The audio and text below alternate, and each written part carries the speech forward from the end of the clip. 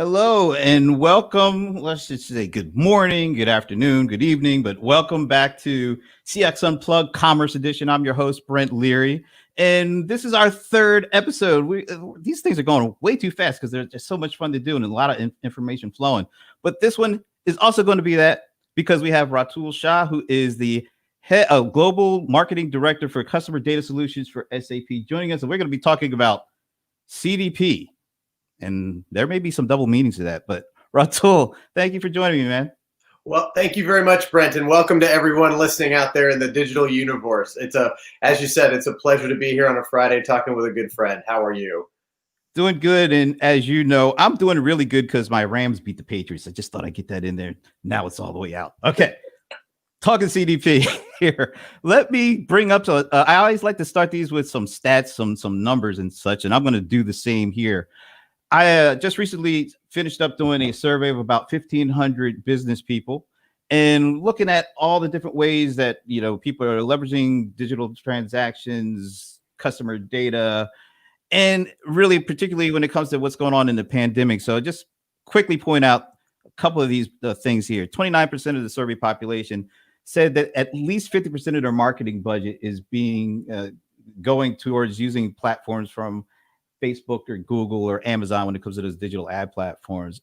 9.8%, almost 10% of them said at least 76% of their budget is going towards that. And then 81% are saying that they're actually seeing extremely good impact from that. Primary factors in them meeting their sales goals. So that's a pretty significant piece of the puzzle when it comes to how they're driving revenue using these data platforms. But then look at the last two. Now, this is in the pandemic. They're actually saying that they're going to be doing more, spending more with these digital ad platforms. They're getting more reliance on them. And about 18.7, almost 19% are saying that they're actually seeing increased digital transactions. And that means closing deals in addition to doing more by trying to get marketing, get that extra push to get that connected and things of that nature. But kind of on the flip side of that is, all right, that's customer data platforms. We're going to talk about that, but then that's a lot of data floating around. And that also means a lot of opportunities for that data to flow in places that we really don't want it to flow. So it's almost like a tale of two cities or a tale of two CDPs. It's customer data platforms, which we definitely need, but it's also customer data privacy. How do we balance all that? It's a lot for a brand and a business to take on. And I think, I'll start with a simple story. We talked about the pandemic. And, as we all locked down, we saw businesses have to transform rapidly. And of course, the only way to get groceries at the time of lockdown was to go online, place orders, and pick up in store. And so for my father, this was one of those challenges that an 80-year-old gentleman and a lot of the population didn't easily handle. And so you go online, you're putting in, things into your cart, and now you've got to create an account. You create the account. You've somehow opted in for them to use your data for all sorts of things.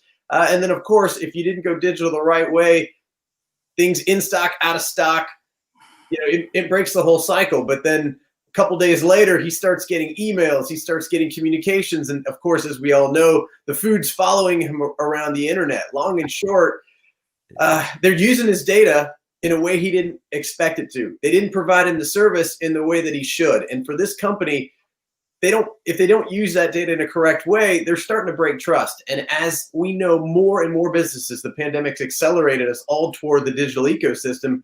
Customer data is becoming even more essential than ever before. So when you think about the total customer experience and what goes into a customer's decision to buy something, we always talk about pricing and feature functions and those things that are incredibly important. Talk about data privacy. Where do you think that is in the mix now from a customer experience perspective, particularly when it comes to the customer's buying decision? Yeah, absolutely. I think it is becoming more and more of a forefront. So it started with GDPR in May 25th of 2018. A lot of companies in Europe and across the US and the globe all accelerated, and then various acts have come out since then, right? So the California Privacy Act, or the CCPA, there's Ballot 24, which is the California Privacy Rights Protection Act as well, that it just recently got passed. So it's accelerating more and more across the globe. And then as we as that has come into the effect, a lot more documentaries are being made to raise the awareness in people's minds. So as you peruse the Netflix of the world, you will start to see more and more things about how companies are using your data, how are they storing it. So it's becoming front and foremost of how all of us kind of look for that. So now more of us, we're not reading the privacy policies. I still think 30 pages is still a little much to put in front of someone. But the reality is we want to know how they're using our data. And that is so tied to the experience now. So when you think about that story around, yeah, I had to get my groceries and pick it up, but now somehow I'm on 10 different lists, or I'm seeing ads from all over the place. This is an abuse. Abuse may be a strong word, but it's not something that's expected, and it's not the way we want to be treated. But then also, when you think about what that privacy means, businesses need to understand how they're collecting customer data and what consent goes with it. So, we need to know who someone is. And we've talked about progressive profiling, and those digital ad platforms do a great job of knowing who people are and what segments and audiences to put in, which is no surprise why those ad revenue dollars are increasing, as well as the effectiveness of the targeting.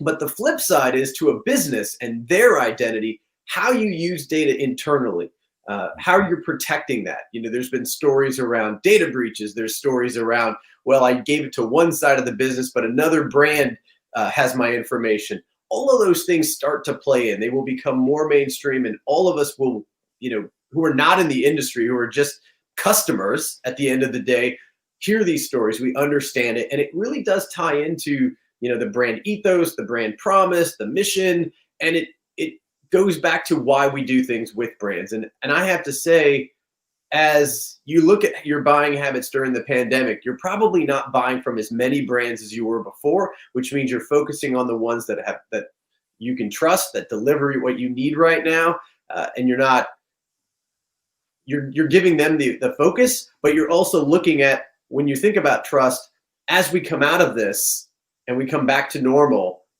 who are the ones during this time that we actually could trust? Not just who provided us essential services, but who treated us in a way that we want to do business going forward. So when you think about digital transformation and kind of what goes into it, how much of a role is customer privacy playing into it? How much should it play into it? And I'll maybe add something a little extra on top of that. As the study shows, there's a lot of success. Companies feel like they're getting a lot of bang for their buck. They're getting a lot of return, and it's really playing a big role on them being able to meet their sales objectives. Do you feel like there may be some overlooking of certain things going on the privacy side because things are going so well with the results? Maybe in the short term. So for brands that are doing really well, they're probably, whatever technology they had today was what they were going to go on. Let's be honest. I think a lot of people, we were all caught short-sighted, and those brands that maybe showing massive results were using the existing technology, and they were using the customer data they had to keep their business running.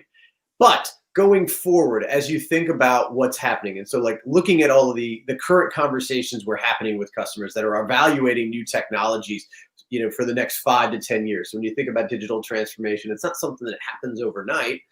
They're looking at privacy as part of the core. It's not just the CIOs and the data officers. So when someone is evaluating, let's say, a CDP purchase, they bring the IT stakeholders, the marketing stakeholders, the customer experience professionals to the table to have this conversation, to reach across the aisle and say, look, as we define what the new customer experience that we want to provide is, as we look and understand who our new customers are going to be, as we look at different generations and gaps and incomes, all of those pieces, we need to be able to treat them in a way, provide the experiences in a way, and how do we do that? And that takes a conversation between, let's call it, the business and IT professionals together, along with privacy professionals, to really design that. Because when you capture someone's initial information, you have to capture consent. If you go in store, I've gone in store recently. Yes, I've worn a mask, but I've gone in store.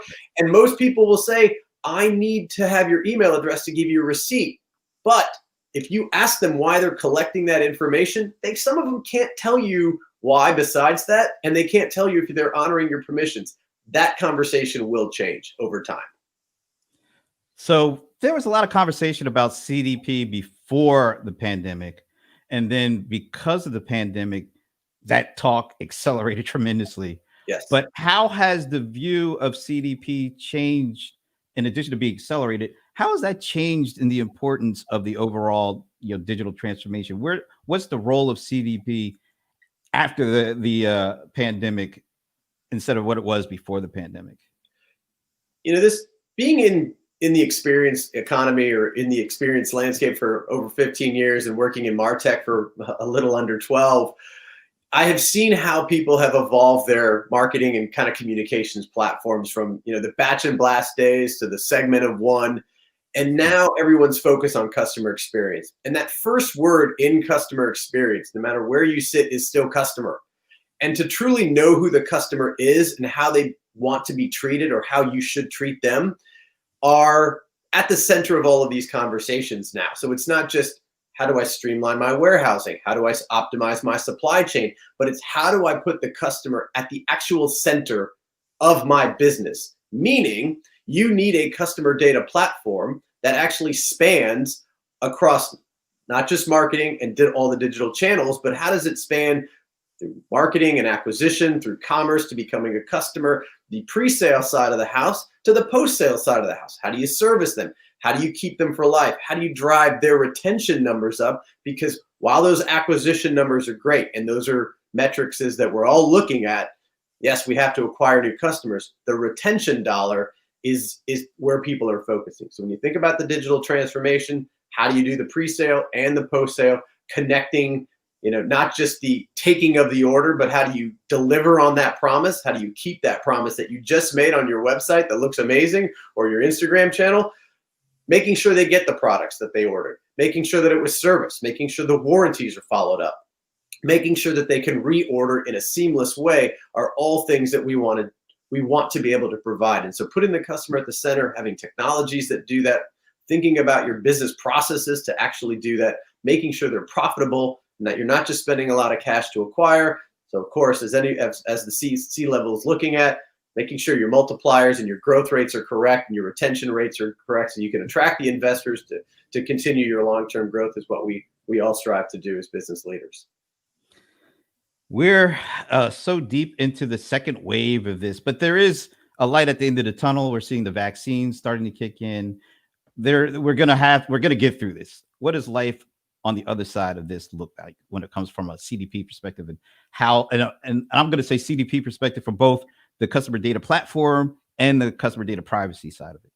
Absolutely. We've worked with a lot of, we'll call them retailers, that had to shut their doors, and you weren't able to go physically into a store. So they had to ramp up their digital experience.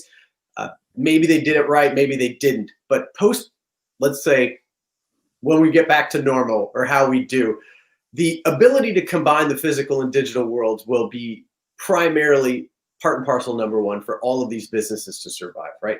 Whether everybody goes back to malls, I don't know. But I will tell you that the blending of these worlds together will continue to happen, that businesses won't rely on one single channel or one way to maintain their continuity. CEOs have learned it. We know that the world is unpredictable. Therefore, their systems need to be around the customer, because that's obviously the revolution. But how they do that, how they connect those dots to go forward, along with consumer data privacy, as we know these regulations they're coming, they're changing, they're evolving. New governments are coming into power around the globe. Regulations were slightly deferred. In Brazil they deferred theirs, but it's going into effect next year. We've got new ones here in the US. All of these things are playing in. So as leaders, we need to know what the privacy landscape is. We need to understand who our customers are and how they need to be treated, and make sure that we're building that into our business model across. And CDPs can help your business move forward with your digital transformation projects, and understanding the consumer data privacy or customer data privacy landscape globally, not just regionally. Because as you know, when everything's digital, your customer can be right here in Indiana, or they could be anywhere in the world. And if you can take their order, you can fulfill their order directly or through partners.